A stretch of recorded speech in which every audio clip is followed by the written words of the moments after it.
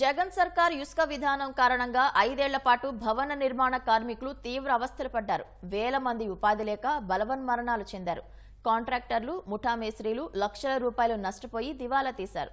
సొంత రాష్ట్రంలో ఉపాధి లేక కూలీలు పొరుగు రాష్ట్రాలకు వలసపోయారు. దీంతో కూటమి ప్రభుత్వంపై భవన నిర్మాణ కార్మికులు గంపెడు ఆశలు పెట్టుకున్నారు.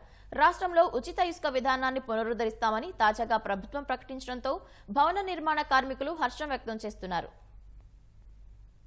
గత 5 ఏళ్ల వైకాపా పాలన భవన నిర్మాణ కార్మికుల పాలిట శాపంగా మారింది. 2019లో జగన్ సర్కార్ కొలువు తీరాక అప్పటి వరకు ఉన్న ఇసుక పాలసీని రద్దు చేసి నూతన ఇసుక విధానం తీసుకొచ్చింది. దీంతో రాష్ట్రంలో ఇసుక కొరత ఏర్పడడంతో అనేక మంది ఉపాధి లేక అవస్థలు పడ్డారు. కుటుంబాలను పోషించలేక తీవ్ర ఆర్థిక ఇబ్బందులను ఎదుర్కొన్నారు. కరోనా వంటి విపత్కర పరిస్థితుల్లో పనుల్లేక, పస్తులుండలేక ఆత్మహత్యలకు పాల్పడిన ఘటనలు అనేకమున్నాయి.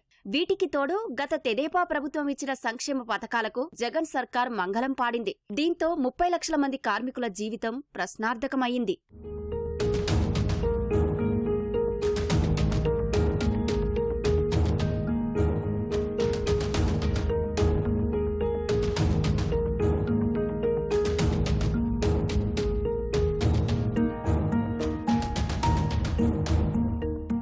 భవన నిర్మాణ రంగంపై ఆధారపడి సుమారు 26 రకాల వృత్తుల వారు జీవిస్తున్నారు. తెదేపా ప్రభుత్వ హయాంలో ఏదైనా ప్రమాదం వలన కార్మికుడు మరణిస్తే మట్టి ఖర్చుల కోసం 20,000 రూపాయలు, సంక్షేమ బోర్డు ద్వారా 2 లక్షల నుంచి 5 లక్షల వరకు నష్టపరిహారం అందించేవారు. జగన్ సర్కార్ వాటిని రద్దు చేసి కార్మికులకు ఆర్థిక భరోసా అందకుండా చేసింది. భవన నిర్మాణ కార్మికురాలు లేదా వారి కుమార్తె ప్రసవించినా, వివాహం చేసుకున్నా 20,000 నగదును సంక్షేమ బోర్డు నుంచి కానుకగా ఇచ్చేవారు. కానీ సంక్షేమ బోర్డు నిధులను జగన్ సర్కార్ పక్కదారి పట్టించి ఇబ్బందులకు గురిచేసిందని కార్మికులు ఆగ్రహం వ్యక్తం చేస్తున్నారు. టాటర్ ఇసుక 1800 నుంచి 1900 ఉండేది. ఇసుక ఫోన్ చేస్తే ఇసుక వచ్చేది.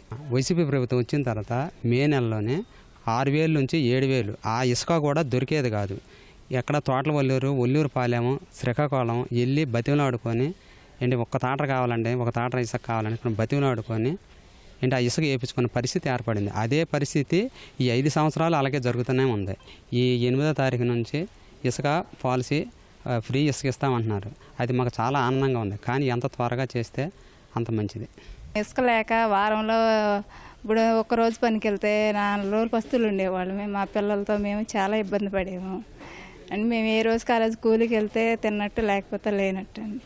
ఇప్పుడు కొత్త గవర్నమెంట్ వచ్చింది, మరి ఇసుక అది ఇస్తాము ఫ్రీగా అని చెప్పేసి అంటున్నారు. ఇస్తే బాగుండిద్ది, మాలాంటి పేదలకు చాలా న్యాయం చేసినట్టు ఉండిద్ది. జూన్ 4వ తారీఖు నుంచి ఇసుక పాలసీని ఉచితంగా తీసుకొస్తామని టీడీపీ ప్రభుత్వం ప్రకటించింది. ఇది మేము హర్షణీయమే. వాళ్ళు ఎప్పుడు ఇసుక ఇస్తామని చెప్పేసి ఎదురు చూస్తూ ఉన్నారు. కొన్ని భవనాలు, సముదాయాలన్నీ ఆగిపోయాయి. త్వరగా అందుబాటులో తీసుకొస్తే కనుక ఖచ్చితంగా మళ్ళీ భవన నిర్మాణ కార్మికులు మళ్ళీ ఉపాధి కల్పించిన వాళ్ళు అవుతారు. చాలా నష్టపోయాం. ఇంతకుముందు ఉన్న పార్టీ వైఎస్ఆర్సీపీ పార్టీ ఫ్రీ ఇసుక ఇవ్వనందువలన ఒక లారీ 20,000 నుంచి 40,000 కూడా ఇసుక కొన్నాను. నేను చాలా నష్టపోయాను. చాలా ఆనందంగా ఉంది మాకు చంద్రబాబు గారు వచ్చినందువల్ల.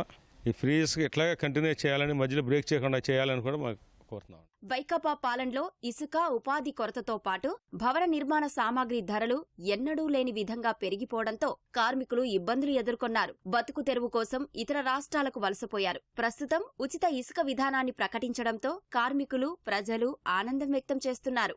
ఇంతకుముందు ఉన్నటువంటి ప్రభుత్వం విధానాల వల్ల భవన నిర్మాణ కార్మికులు మరి 62 నెలలు చాలా ఇబ్బంది పడ్డారు. భవన నిర్మాణ కార్మికుల యొక్క సెస్సుని వసూలు చేసి వాళ్ళ సంక్షేమ బోర్డులో ఉండటం అనేది జరిగింది. జీవో నెంబర్ 12, 14 ఇచ్చి, దాని నుంచి జీవో నెంబర్ 17 ఇచ్చి ఈ విధంగా డబ్బును దారులు మళ్లించి తీసుకుని వాడుకోవడం అనేది జరిగింది. సంక్షేమ బోర్డులో ఉన్న డబ్బుల్ని ఎవరో వాడుకోకూడదని చెప్పి సుప్రీంకోర్టు ఆంక్షలు ఉన్నప్పటికీ కూడా ఈ ప్రభుత్వాలు వాడేసుకుంటున్నాయి. మా స్కీము సెంట్రల్ గవర్నమెంట్ స్కీము. ఈ స్కీముని కార్మికులకే ఉపయోగపడే పద్ధతుల్లో వాడాలని చెప్పి మేము ఈ ప్రభుత్వాన్ని కోరుకుంటున్నాం.